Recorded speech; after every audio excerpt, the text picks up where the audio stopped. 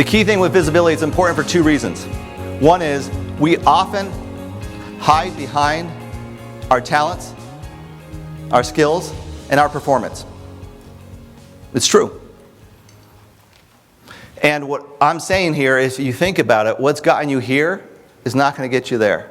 So let's think about what's gotten you here. Your performance, your talents, your skills.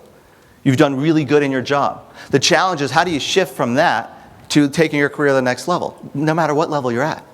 Too often we rely on the performance and talents and skills because that's what's gotten you where you are today. And some of you can sit there and say, yeah, what's the problem with that?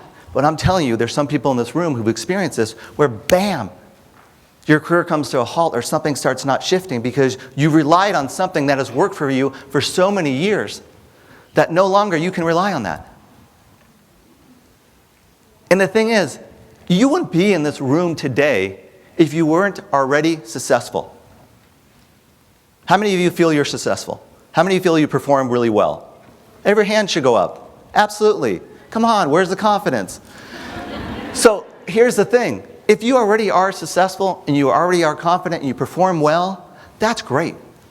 But I'm not talking about improving your performance. I think your performance is just fine. I'm talking about doing the things. This PVI model is completely separate from your job. It's almost a full-time job to work on it. And you might be resistant to that. But I can guarantee it's going to make more impact than your performance does. At some point in your career, you can't rely on the performance anymore. You have to do more than that. And that's why this is so important.